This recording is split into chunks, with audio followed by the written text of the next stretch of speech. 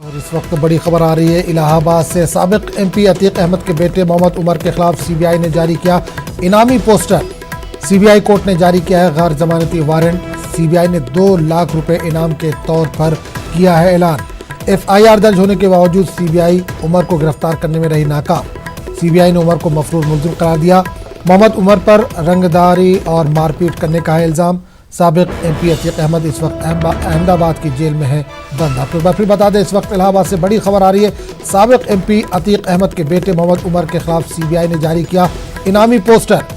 CBI court ने जारी किया है ये गैर जमानती वारंट। सीबीआई ने 2 लाख रुपए इनाम के तौर पर भी किया है ऐलान। एफआईआर दर्ज होने के बावजूद सीबीआई उमर को गिरफ्तार करने में रही नाकाम। सीबीआई ने उमर को मफरूर मुलजिम करार दिया। मोहम्मद उमर पर रंगदारी और मारपीट करने का है इल्ज़ाम। साबिक एमपी अतीक अहमद इस वक्त अहमदाबाद की जेल में है बंद।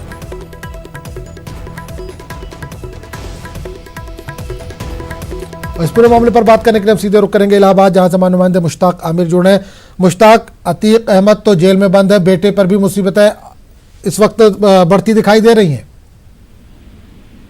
आजम, ये पूरा मामला ये है कि दिसंबर सन 2018 में लखनऊ के कृष्णा नगर थाने में रियल एस्टेट के कारोबारी मोहित अग्रवाल हैं, उन्होंने एक एफआईआर दर्ज कराई थी और उन पर इल्जाम लगाया था अतीक अहमद पर और उनके बेटे उमर और अतीक अहमद के 2 साथियों पर, जिसमें जकी अहमद और मोहम्मद सरवर का भी नाम है।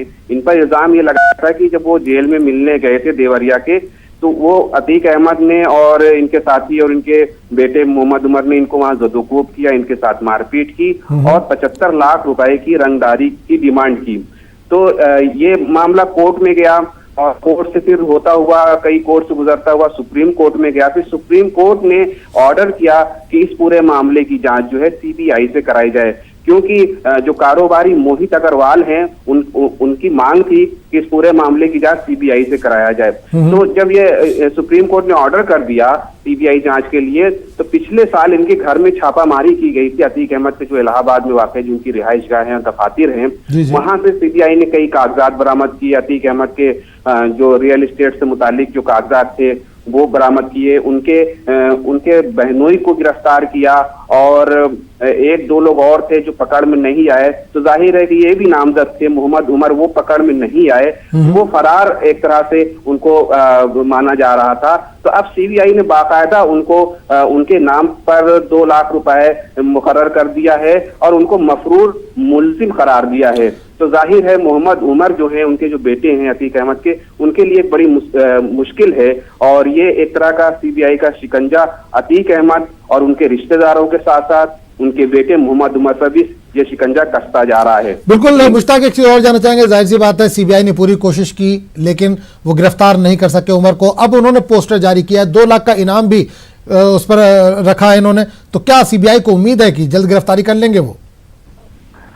देखिए, आमतौर से कानूनी तौर पे ये माना जाता है कि जब कोई मुलजिम गिरफ्तार नहीं होता है तो उसके लिए वो इनाम जारी किया जाता है, मफरूर होने का जो है ऐलान किया जाता है। लेकिन मैं यहाँ पर आकर एक बात और बता दूं, अतीक अहमद के घर में उनके छोटे भाई भी हैं, मोहम्मद अशरफ, वो भी मफरूर मुलजिम है और साबिक एमएलए हैं वो। तो इस घराने पर जो एक तरह का पुलिस का और सीबीआई का ये एक बड़ा पुराना रिकॉर्ड रहा है।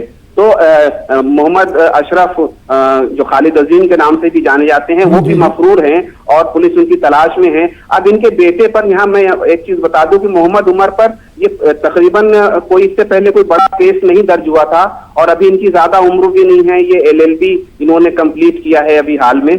तो एक तरह से देखा जाए तो इनकी जो दूसरी जनरेशन है अतीक अहमद की, उन पर ये पहला मुकदमा है उनके बेटे पर जो लगा है, ये संगीन मुकदमा लगा है। तो एक तरह से देखा जाए तो ये रवायत रही है इस घर में इस तरह के लोगों पर मुकदमा दर्ज होने की। तो उनके बेटे को अभी शामिल कर लिया गया, एक मफरूर मुलजिम करार दिया गया है। सीबीआई की तरफ से उन पे 2 लाख रुपए का इनाम मुकर्रर किया गया है। यकीनन अतीक अहमद और उनके बेटे के लिए ये बहुत बड़ा जो है तो एक क्राइसिस है और वो इस तरह से किस तरह से बाहर निकलते हैं ये देखने वाली चीज है। चलिए बहुत बहुत शुक्रिया मुश्ताक इस तमाम जानकारी के लिए।